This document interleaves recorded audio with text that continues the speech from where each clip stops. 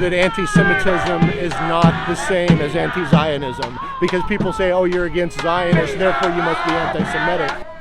The guys over here with the Israeli flags Yeah. have called attention to your sign and have told me that this is an anti-Semitic sign. It's an anti-Zionist sign. Can you explain the difference? Because, okay, Semitism and the anti-Semitic has to do with Jews and hating Judaism. Anti-Zionism has to do with hating the state of Israel and the geopolitical entity that's Israel, the state, the nation state. It's a difference between a religion and a nation state, and it's sort of a disingenuous conflation to take the religion and try to, it's sort of like having your cake and eating it too, and getting the best of both worlds, a religion and a nation state, which is a sort of a theocracy basically. And really, I think a lot of these, I mean, Zionism thrives on sort of anti-Semitism in a kind of a reverse sort of way. And that's another part of the critique, and I think people miss that too. A lot of these people are purely politically motivated. They have no interest in the Judaic religion other than a expedient, a utilitarian thing, you know what I mean? I mean, this is a strong stance to take. It is controversial, as you Yeah, said, and you're it's aware misunderstood. of that. Yeah. What prompted you to go to this level and show up here?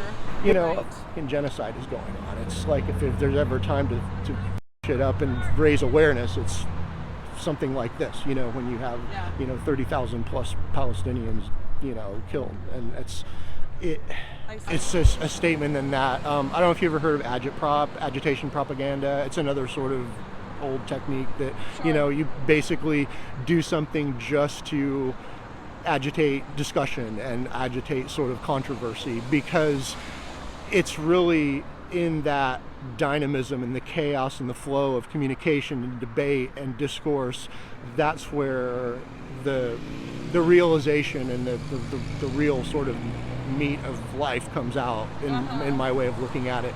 I mean, So things tend to ossify in a static binary, and when you Right. have two camps, So, it's always that. kind of stirring the pot a little bit. Exactly, On very much purpose. stirring the pot. Very I've much always stirring been the a pot. pot stirrer, but I've also, as I've gotten older, I've had to learn through trial and error when it's time to stir the pot and when not to. Yeah. So with symbols, I mean, symbols are, I mean, the thing about being enthralled by ideology and the symbols that go along with ideology, they're just like engrammed onto our brain. We Yeah. see something and it just like evokes, it immediately is a signifier that elicits all these reactions or whatever.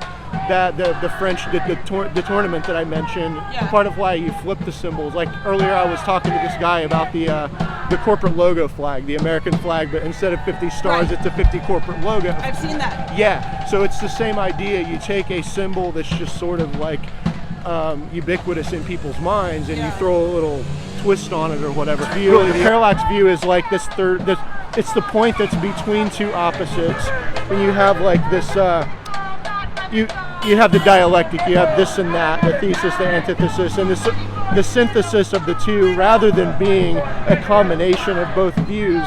There's this point of departure that exists in the middle between two opposing positions, and to really get to the true heart of what's going on with the issue is to find that tiny little place that's in between the two ideological positions, because I am very optimistic about people's capacity to think for themselves, to think for everybody, to sort of come to realizations, to come to ethical, rational realizations about the world. Yeah.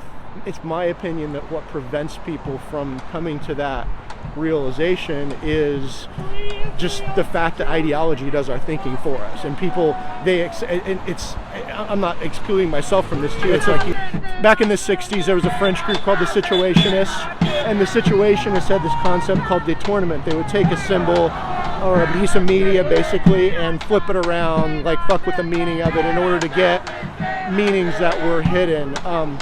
There's like, we sacralize these symbols in society, and people are, for the most part, I think people have this tendency to be, what's the word, like, their ideologies are kind of like enthralled by these ideologies and ideological positions. So people tend to oversimplify things.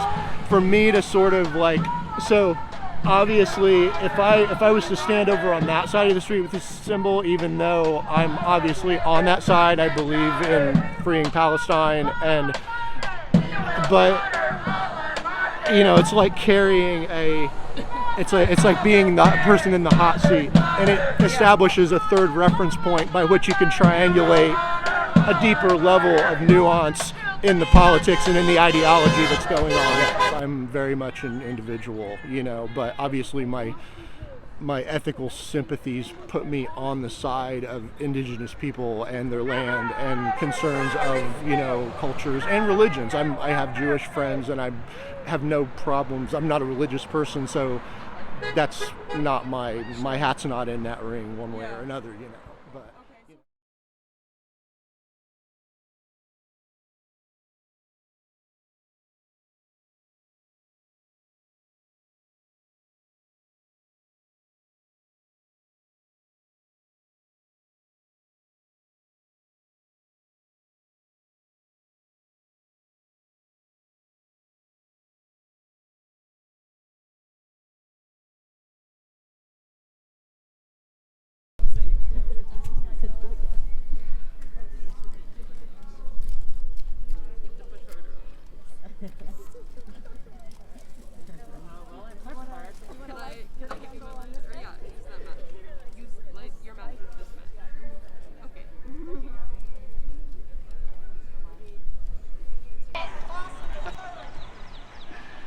You guys are fucking funny. I mean, I'm glad this is America and that everybody has the opportunity to exchange and do stuff.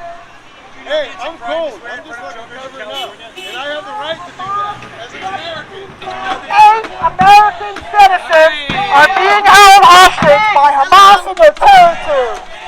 I suggest you go on the Palestine side. This is not your side of the street. Please don't interview my children. Go away.